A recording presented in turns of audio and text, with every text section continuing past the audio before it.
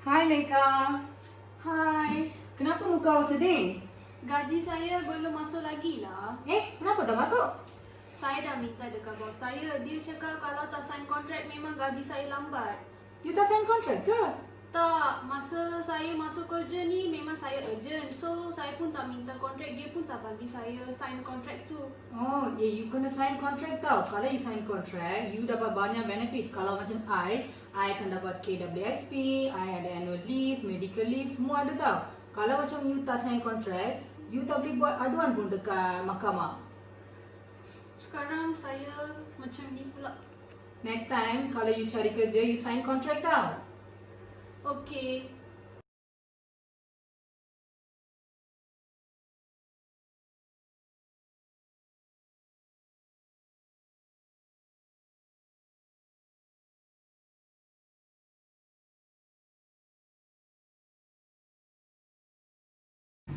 Bos, boleh saya masuk? Bos, saya nak tanya something, boleh tak? Duduk dulu. Apa dia? Tak, saya nak minta kebenaran bos. Boleh tak saya bekerja dari rumah? Sebab sekarang kan COVID. So, saya rasa tak selesa untuk bekerja dari office lah, bos. Kalau nak okey, dia ada problem kan? Tak, sebab saya kan datang naik public transport. So, saya rasa susah.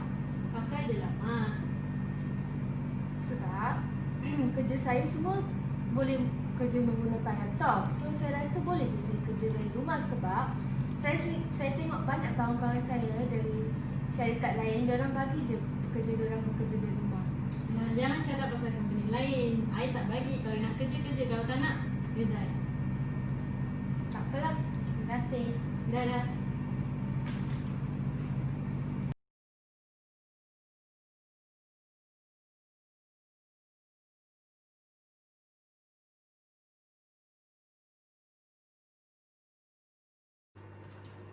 Bos, Ya?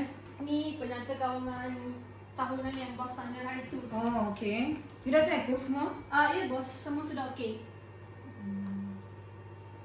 Kenapa dekat sini 17,000 shot Bukan daftar dah masuk ke hari tu, amount ni? Alah, hari tu kan saya dah tunjuk dekat bos receipt tu. Ya ke? Ya. Okay, nanti I check dulu yang ni. Okey. Thank you bos.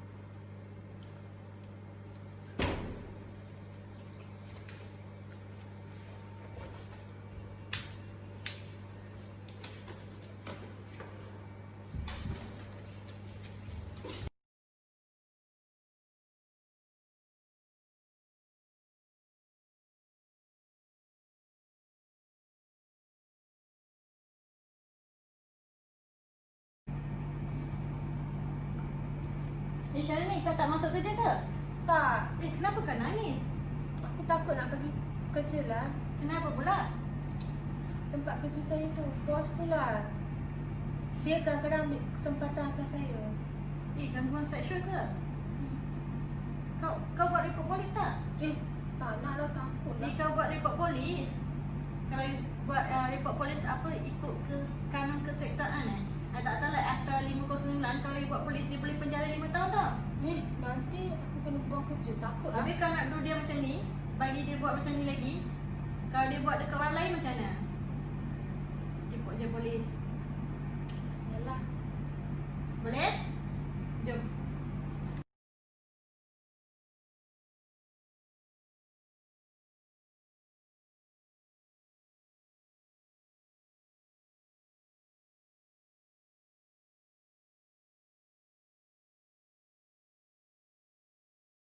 Selamat sejahtera Puan, nama saya Shalini. Matrik nombor saya GA04593. Okey, apa saya nak cakap ni pasal subjek undang-undang perniagaan. Sebenarnya sebelum belajar subjek ni, saya memang tak tahu apa-apa pasal undang-undang ni. And saya tak pernah fikir apa kepentingan and apa pengetahuan yang ada dalam undang-undang perniagaan, subjek perniagaan ni lah, undang-undang ni. Tapi lepas mengikuti subjek undang-undang perniagaan ni, dalam semester ni saya dapat tahu banyak perkara. Sebab dalam contohnya kita orang punya topik yang kita ambil masa kita orang buat presentation adalah undang-undang pekerjaan.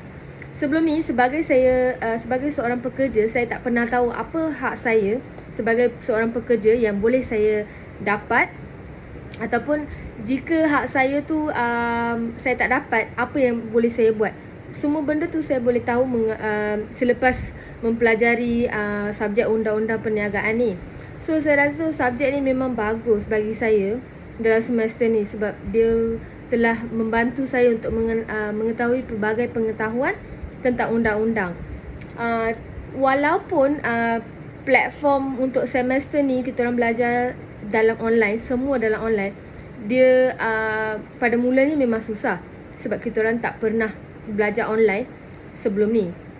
Tetapi melalui online ni kami juga dapat tahu, walaupun kita orang dengar apa yang lecturer cakap masa dalam video call sahaja, tetapi at the back tu kita orang punya own research. Maksudnya kita orang buat Google, kita orang mempelajari benda tu melalui buku. So maksudnya kita orang buat banyak effort kita orang sendiri. So membuat effort sendiri tu masa buat belajar ni, masa belajar undang-undang ni, dia lagi menguatkan pengingatan kita orang. Sebab dalam undang-undang ni kalau dalam kelas kita orang hanya dengar saja daripada kita orang buat sendiri. Tapi bila online ni kita orang terpaksa buat semua benda sendiri. So dia jadi lagi senang and lagi dia punya pengingatan untuk undang-undang tu memang clear. Memang dalam saya rasa, bagi saya setiap subjek tu, setiap topik tu, memang saya dapat kenal, saya dapat pasti apa yang undang-undang dalam tu, apa yang perlembagaan yang ada dalam setiap topik tu. Saya dapat mempelajari benda tu dengan cepat. So saya rasa undang-undang perniagaan bagi semester ni memang amat bagus bagi diri saya sendiri. Sebab walaupun lecture tu saya tak jumpa face to face, semua melalui online, tapi semua pengajaran, pengetahuan yang diberitahu masa online class tu memang bagus. Sebab perkara-perkara yang diberitahu semua rasa memang useful untuk kita orang. So saya rasa undang-undang pekerjaan, undang-undang jual beli, dalam undang-undang insurans, ada lagi banyak undang-undang yang saya pelajar. Saya rasa semua benda tu saya boleh mempergunakan dalam saya punya kehidupan. Dalam daily life ni memang saya boleh gunakan. Maksudnya dalam undang-undang yang ada dalam insurans tu, saya tahu apa yang ada, apa yang tak ada. So kontrak, jual beli tu semua memang saya dapat tahu dengan lebih details. So saya rasa benda tu memang akan jadi useful untuk diri saya. So saya rasa tu saja. Thank you.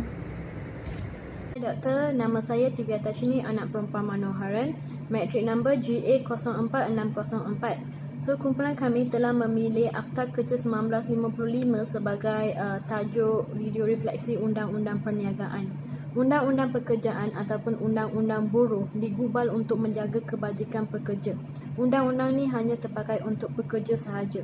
Mereka yang bekerja sendiri ataupun individu-individu yang tidak digelar sebagai pekerja tidak akan dilindungi di bawah undang-undang ini. So kalau diikutkan situasi sebentar tadi, salah seorang daripada dua orang itu, iaitu Leka, tidak menandatangani kontrak semasa dia masuk ke kerja baru. So masalah Leka adalah majikan dia tidak membayar gaji seperti yang dijanjikan. So Leka tidak boleh pergi mengadu pada majikan dia ataupun tidak boleh menuntut dekat di mana-mana mahkamah disebabkan dia tidak menandatangani sebarang kontrak. Kontrak perkhidmatan adalah suatu perjanjian di antara majikan dan pekerja yang mengatakan majikan bersetuju untuk melantik pekerja dan pekerja bersetuju untuk bekerja di bawah majikan tersebut.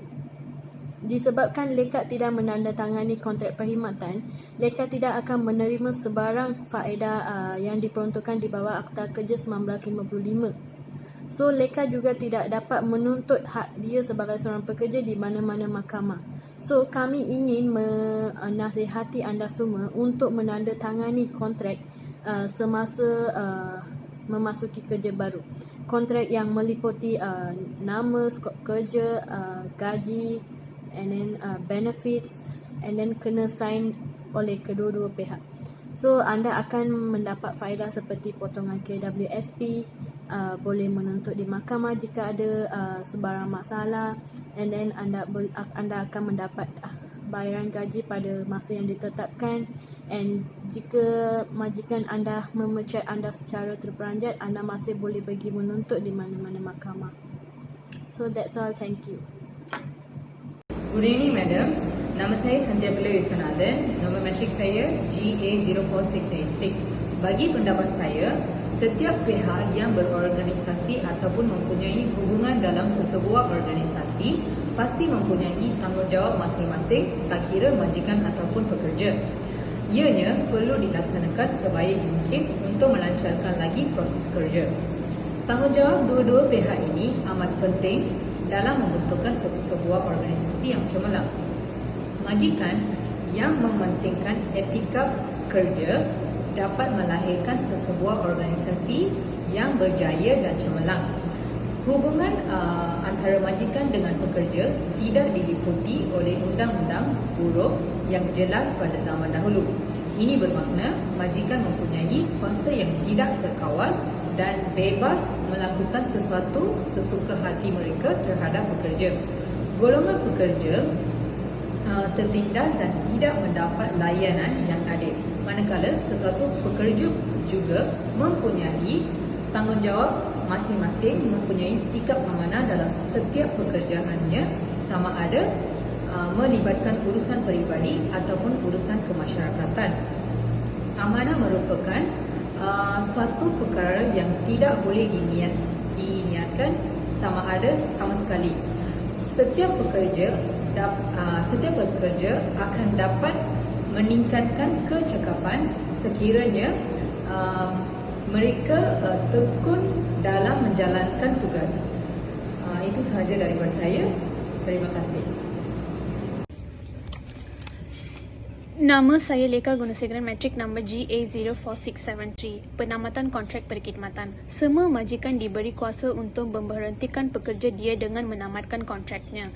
Di Malaysia, penamatan bagi kontrak perkhidmatan individu diperuntukkan di bawah Akta Kerja 1955. Akta ini diperuntukkan cara kontrak perkhidmatan boleh ditamatkan. Ada beberapa sebab dan juga notis-notis yang tertentu untuk penamatan kontrak. Majikan tidak boleh memberhentikan pekerja tanpa bagi notis. Pekerja dan majikan mesti mengetahui tentang kontrak-kontrak dalam Undang-Undang Perniagaan.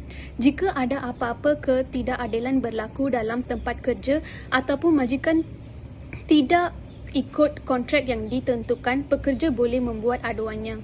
Sekian, terima kasih.